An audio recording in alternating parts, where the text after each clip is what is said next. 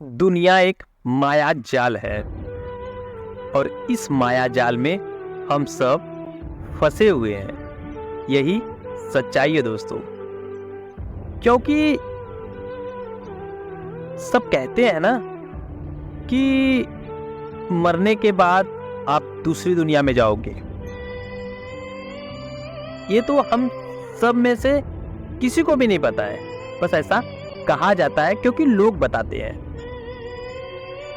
तो यानी कि उस हिसाब से तो ये दुनिया एक माया जाल है, क्योंकि जो हम कमाते हैं, जैसे कि हम बहुत सारे पैसे कमा लेते हैं, खेत वगैरह ये सब लेने के चक्कर में पड़ते हैं कि मेरे पास इतना ज़मीन रहना चाहिए, मेरा घर अच्छा होना चाहिए, मेरा बंगला ऐसा हो, मेरी गाड़ी हो, मेरा बेटा हो, मेरे ये हो, मेरे वो हो, जो भी कह लो। तो इस हिसाब से तो दुनिया एक माया जाल है, क्योंकि हम सभी लोग ये सब सारी चीजें, सारी वस्तुएं छोड़कर चले जाते हैं ना। कोई कुछ लेकर तो नहीं जाता, तो फिर हम इतना परेशान क्यों रहते हैं? कोई गाली दे दिया तो यार लगा ऐसा कि जैसे लगा कि बहुत बड़ा पहाड़ टूट गया, भाई ने गाली दे दिया। या फिर कोई कुछ उल्टा सीधा कह देता है तो हमें ऐसा लगता है यार बहुत बड़ी बात हो गई, उसने तो मुझे ऐसे कर दिए, मेरी रिस्पेक्ट चली गई। तो क्यों हम परेशान होते दोस्तों? क्योंकि हमें लगता है कि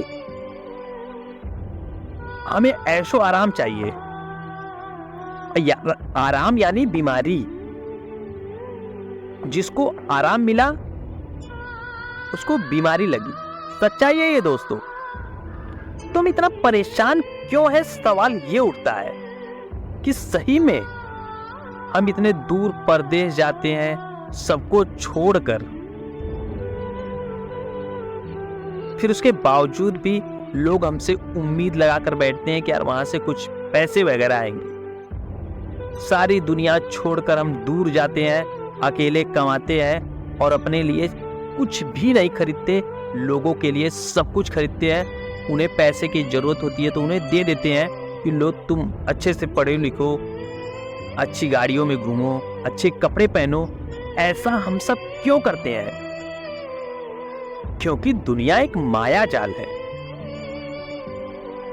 हालांकि मैं कंफर्म तो नहीं बता सकता, लेकिन ऐसा लोग बोलते हैं। प्रूफ बस इतना है कि जो इंसान धरती पर पैदा हुआ है वो मरेगा निश्चित। ये बात तो पक्की है भाई। फिर हम परेशान क्यों रहते हैं? माया जाल। शायद प्रकृति ने ऐसा सिस्टम बना के रखा है कि हम लोगों को आपस में लड़वाता है, अच्छे बुरे काम करवाता है, फिर बाद में वो उठा लेता है। ना किसी की तारीख पक्की है, ना कोई डेट लिखा है। बुजुर्ग लोग बोलते हैं कि वहां सबकी तारीख लिखी हुई है। मैं सोचता हूं यार कहां तारीख लिखी है? सब ऐसा ऊपर बोलते हैं। क्यों? क्योंकि अदृश्य है। ऊपर क्या है? कुछ भी नहीं। वैज्ञानिकों ने तो ऊपर भी छानबीन करना शुरू कर दिया है। वो ढूंढने निकल गए कि भाई भगवान है क्या है आखिर में? ये दुनिया कैसे चल रही है? लोग क्यों लड़ते हैं? कैसे कैसे जवाब ढूंढना पड़ रहा है दोस्तों। मैं तो बस इतना सोचता हूं कि यार सही में वाकई में कुछ होता भी है ऐसा कि बस कही सुनी बातें हैं, कि ये सब जानने के लिए तो पूरी उम्र निकल जाएगी भाई। तो फिर क्या अच्छा है क्या बुरा है किससे पूछूं? किसी किसी को मानने लगते हैं कि ठीक है ये भगवान है, ये बाबा जी हैं, ये उपदेश दे रहे हैं। जैसे कि मान लीजिए कि आसाराम बापू हो गए। जब आसाराम बापू जेल के अंदर नहीं थे तो उसके पहले से डिसाइड हुआ, वो उपदेश देना शुरू किए लोगों को। सब लोग बोले हाँ यार ये तो बहुत अच्छे आदमी है, वाह, इनकी ये जो बोलेंगे मैं इन्हीं के रास्ते पे चलूंगा।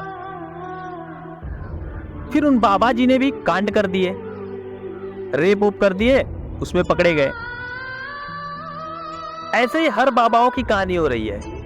कोई अच्छा इंसान मिलता भी है तो लोग उस पर ध्यान देने लगते हैं कि चलो अच्छा ये बता रहे हैं रास्ता, इस रास्ते पे हम चलेंगे, ये अच्छा आदमी है, ठीक है उस पर भी चल दिए। फिर कुछ दिन के बाद ऐसा आता है कि नहीं ऐसा नहीं होना चाहिए, तो फिर कुछ दिन के बाद वो पकड़ा जाते हैं। मेरे को तो आज तक ये समझ में नहीं आया कि वाकई में लोग जी क्यों रहे हैं, उन्हें जीना तो बेकार ही है।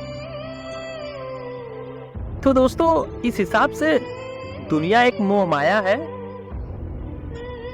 बस इसे जब तक टाइम है अच्छे से खाओ पियो रहो बिताओ, फिर चले जाओ। वरना आपको अगर कुछ पता है तो कमेंट करके जरूर बताइएगा दोस्तों, मैं आपके कमेंट का इंतजार करूंगा।